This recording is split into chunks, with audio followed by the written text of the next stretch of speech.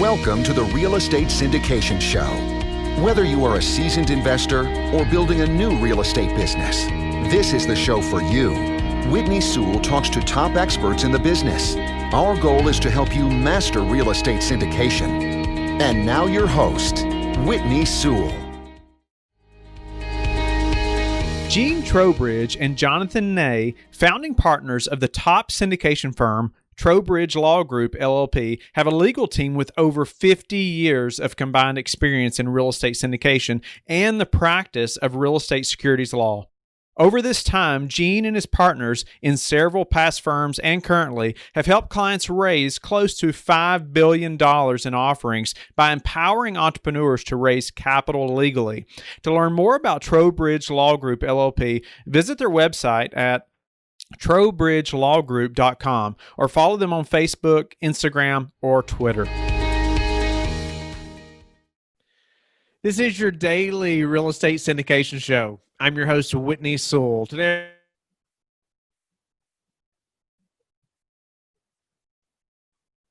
our guest. Hi, Whitney. Great to see you. Thanks for having me on.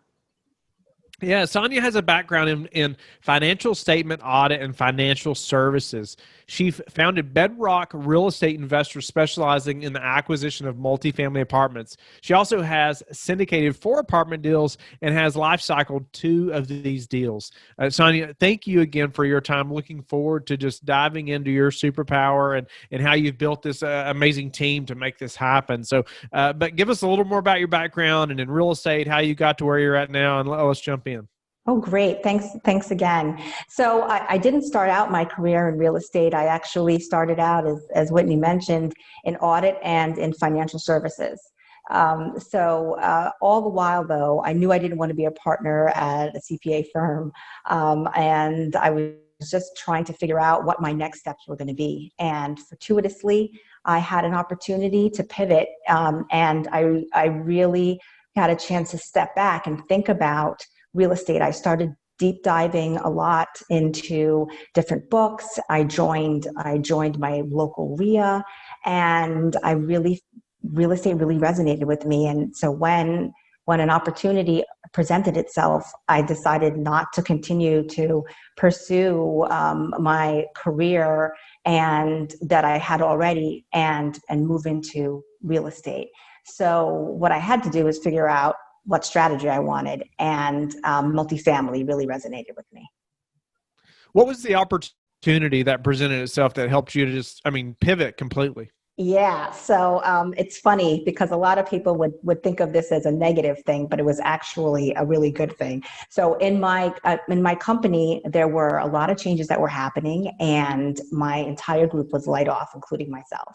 And so, it really gave me a chance to take a step back. I thought, wow, okay, I could, try to move to another group or a competitor or another company. But then I thought, I've just been thinking about real estate for the past several years and trying to figure out how I could make this work.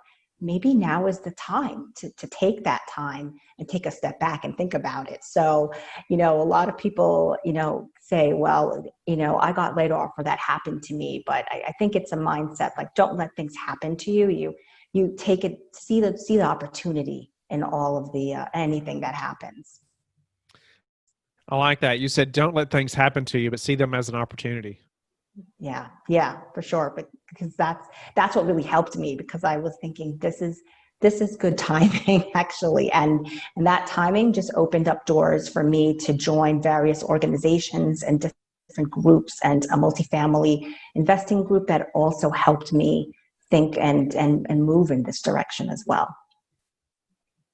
Nice. I think that's such good advice right there. And I want to dig in there just for a minute. But what helped you develop that mentality? Because a lot of people are just going to be so fearful at that moment. They've gotten laid off. It's going to be hard not to just focus on that, right? And Right. almost, just get run out like you've been run over by a bus, and it's hard to get back up. And so what was it for you that helped you to push through that and see it as an opportunity? I think I had a few things that were in my favor. First of all, support from my family. I think that's the strongest thing that I always have in my back. in my back pocket. And, my family and my husband, they knew that I had been thinking about and talking about real estate for so many years. And so my husband actually was just like, this is what you've been talking about. Why don't not take this time? And so, that really gave me the additional push, because it's hard when you don't have support around you. So I was fortunate to have support around me. And then sometimes you just have to find the support that's around you. Nice. I appreciate you sharing that. Yeah, it's so important. So let's jump in, to, how you've built this team around you, just this A team, of people that have helped you to acquire, get to success, right? In this business. The syndication business is such a team sport. And I know the listeners hear it every day, nearly, us talking about just the team aspect of this business. But I love hearing how people like yourself have built that team, because it's so important who we bring onto our team and and their skill sets and all those things. It's a complicated process, and can just make or break you almost, who you bring on. So, let's dive in there and how you've done that. Yeah, so it is exactly what you said, Whitney. Definitely a team sport, and you really have to have multiple people involved from the very beginning. So one of the things in building a team is first understanding your own skill set, your own superpower. What do you bring to the team? So for me, I lean pretty heavily on my financial background and my like to actually dig through financial statements and understand what's happening in them. And that really helps me in the analyze phase, in the underwriting, and then also after we acquire for asset management. But what it also made me do is look and find other people to joint venture with, because one of the things that I realized also is that, yes, you can you can start out on your own, but there was just it was so much better for me to partner with other people and to find joint venture partners who would be able to complement my skill sets, and then work with them to identify properties. So the very first real estate deal I did, other than my passive investments, was a 48-unit property. And on my own, that would have been a challenge to do. So I'm based in New York. And the other thing that was very, very important for us to have in terms of team is the property management team. If you're going to be investing outside of an area where you can drive to on a frequent basis, and you have a property manager, or even if you can drive and you still have property management, having a solid property management team is immeasurable. You really need to be able to work with them. You need to have similar philosophies, and you need to make sure that you're able to help to drive the results for your investors. Nice. So tell me about some other team members that anybody else, like property management. Right. So in addition to property management, you definitely need to have your legal team. These are probably the first set of those, like.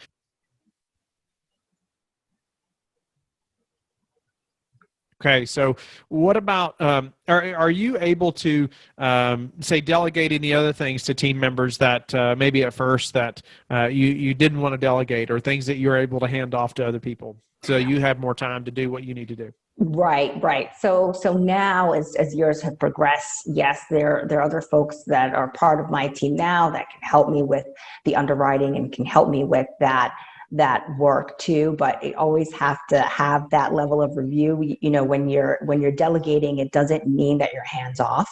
It just means that completely. It means that somebody is definitely taking the lead, but you still have to make sure that sure. Especially when you're dealing with your investors' money, that you're dotting all the I's, crossing all the T's.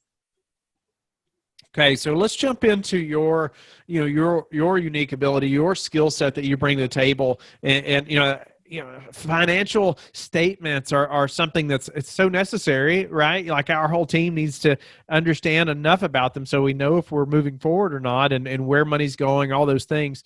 But I wouldn't say it's the most fun thing, but at times it is. But I'm not typically the one that just is going to spend hours inside of a sheet, and numbers. But I'm thankful for people like you that understand that, because we have to have those. And so, help us to start thinking about how to, see a financial statement and how to analyze. Absolutely, yes. So one of the things that you're definitely looking at is That to just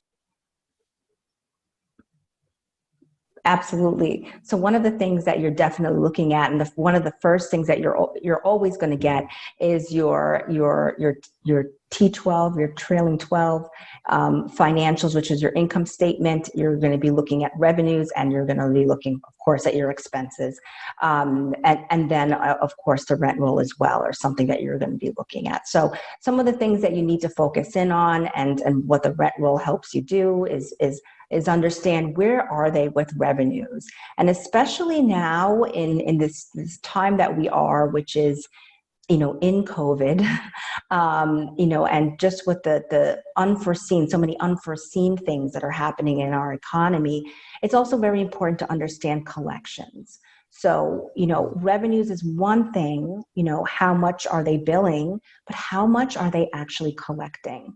So it's also helpful to get a balance sheet to look at accounts receivable, or to be able to get some kind of statement where you can see what the level of delinquencies are on the property, because this will help you with your underwriting. It'll also help you plan if that's the property that you want to go after, and you can already see the trend of high delinquency balances. You need to have a plan to be able to help to turn that around, and you need to work with your property manager to start thinking about that plan and getting that set up. So right at acquisition or prior to, you already know how you're going to proceed with that. So I think that's one of the most important things right now, revenue. Also, I'm also a big stickler on the quality of revenue as well. So for example, when you look at other income and you start seeing that there's a lot of money being generated from delinquency fees, that's just kind of bad behavior on the property. So, take a look at that too, because if your collections are coming in the way you want them to be coming in, you're probably not going to have a whole lot of delinquency fees, or not very, very high levels. And that's what sometimes we see in properties, very high levels. Of like, oh, but the other income is high, but yeah, people are not paying. so that's something to also take a look at. That's a problem, right? Yeah. So what about how you communicate, with that property management company? Like you're at this sheet or this financial statement, you're analyzing this. What does that look like? Right. So one of the things that we do is we'll go ahead and do our underwriting, and then we bring it to our property manager, and because you're really part of the team. You're in it together. They're getting paid based on the money that they actually collect. And it's in their best interest to make sure that, that the plans are realistic and that they're setting good expectations, because you can have issues down the road. So one of the things, after we get feedback from our broker and we understand what's happening, we then have the conversation with the property manager and say, hey, take a look at my underwriting here. This is what I'm assuming for year one. This is what we're seeing right now in delinquencies. This is how much I think that we're going to be able to collect or not collect. What are your thoughts on that? What are the things that we can put in place to try to make sure that we can expedite this?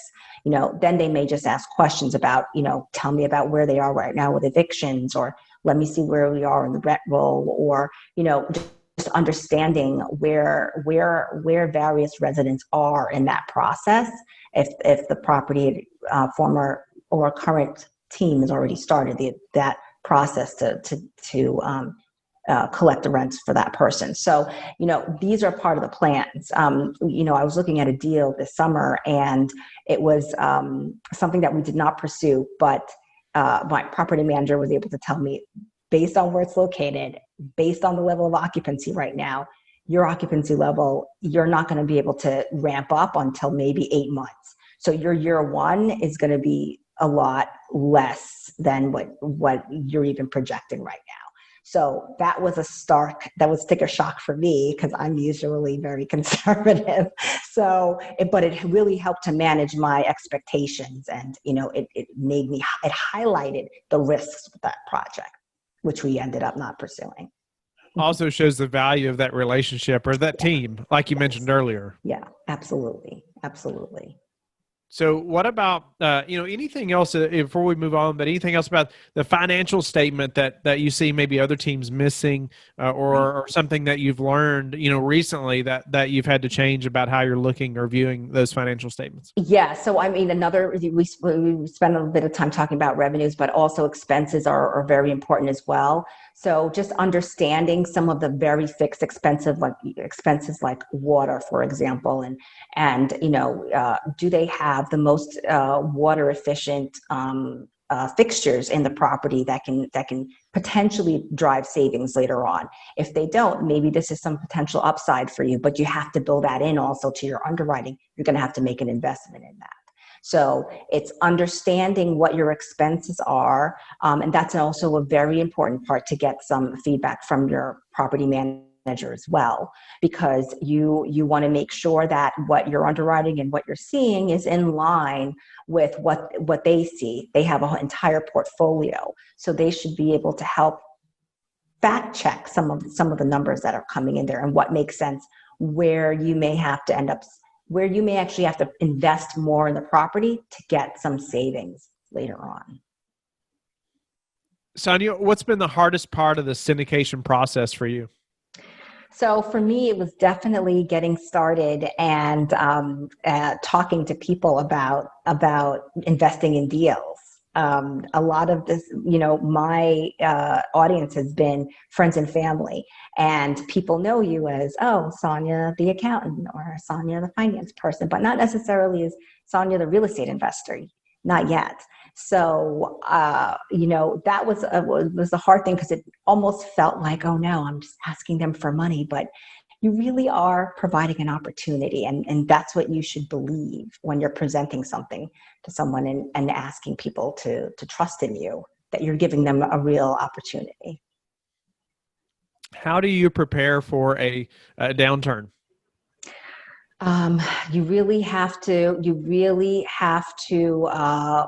think about your reserves, think about your cash on hand, try to come up with creative ways to collect as much of the cash from residents who are able to pay as early as possible in the collection process. This allows you to better understand your total cash position.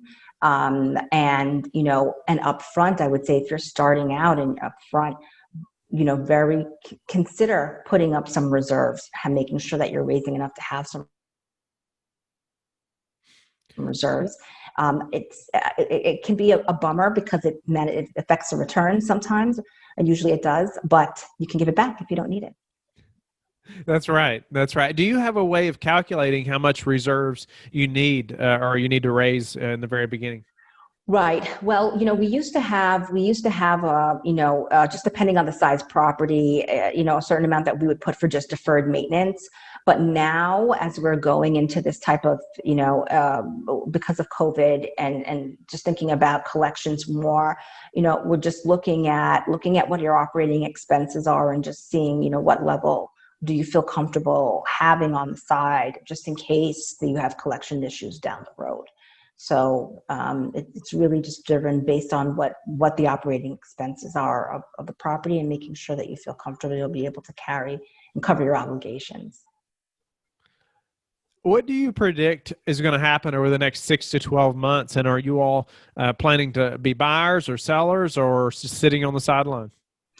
Well, in the next few months, I think definitely always looking for deals and opportunities. So, keeping an open mind to see what prospects are out there and what deals we can acquire. If the situation is right and it makes sense, we could potentially be sellers, but we are also, long-term in our thinking as well. So we just look for the best opportunities for our investors. Sonya, I believe that, anyone that's successful in almost any business, especially real estate, must have a high level of self-discipline. And, how have you gained a high level of self-discipline? And can you give us a couple examples of maybe things that you are very disciplined about that have gotten you to where you're to the level of success that you're at now? Yeah, I think knowing what it is that you're looking for, trying not to be distracted by the many shiny objects that present themselves when you're looking at deals. Knowing what your criteria are also very important too. So if you're saying that, you're going to look at deals between, 60 and, 200 units, that's a pretty wide range, but you're not spending time looking at the 400 unit deals, or you're not spending time looking at the 20 unit deals, because they're not in the range and they're not in your wheelhouse.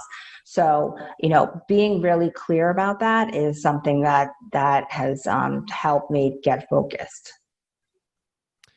Knowing what you know now, with the experience that you have, what would you have done different on your first syndication? I would have probably gotten to my second deal a lot faster, because what I would say is that in the time that we purchased, all of the deals at that time would have been fabulous deals where we are right now. And so price points and everything seemed high when they started going up when we got in. And I think I would have just bought more. I would have bought more. What's a way that you've recently improved your business that we could apply to our business? I started doing better tracking with our deals, with the deals that we're underwriting and reviewing. And one of my JV partners had showed me this. And I've also adopted it using Trello cards. It's sort of like a project management, and you can put all the deals into those cards and track them that way. This way, it's in a system. You can have specific things that you're looking at, and it's just a little bit better than Excel. What's your best source for meeting new investors right now? So being on great podcasts like this one, and continuing to network with people. There's just some of the exposure that I've had is a lot of people have been coming to me or tapping into me, and just being open and willing to talk with people is, I think, really important during this time. So I'm always open to do that. What's the number one thing that's contributed to your success? I would definitely say that's my family. That's definitely my parents and my husband, because they've been so supportive and such a foundation for me. So I would have to say them for sure. How do you like to give back? So I volunteer in a couple of organizations. I'm here in Brooklyn, and I volunteer at through our local Merchants Association. We have a plaza that we created by Prospect Park, and I volunteer for that. I also am the treasurer for a not-for-profit organization that focuses on diversity in commercial real estate.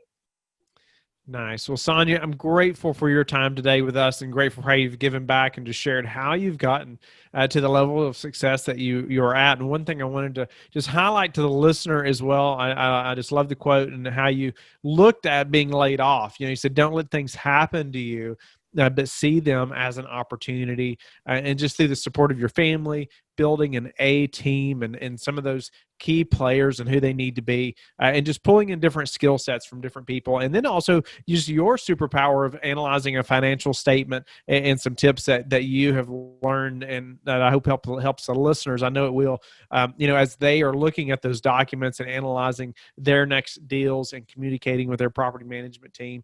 So Sonya, thank you again for your time. Share with the listeners how they can get in touch with you and learn more about you. Okay, great. Well, thank you for having me. Feel free to reach out to me on LinkedIn, but please do let me know that you were listening to Whitney's podcast, and that's how you came across my name. You can also go to my website, bedrockreinvestors.com, and sign up for a newsletter. Thank you for listening to the Real Estate Syndication Show, brought to you by LifeBridge Capital. LifeBridge Capital works with investors nationwide to invest in real estate, while also donating 50% of its profits to assist parents who are committing to adoption. LifeBridge Capital, making a difference, one investor and one child at a time. Connect online at www.lifebridgecapital.com for free material and videos to further your success.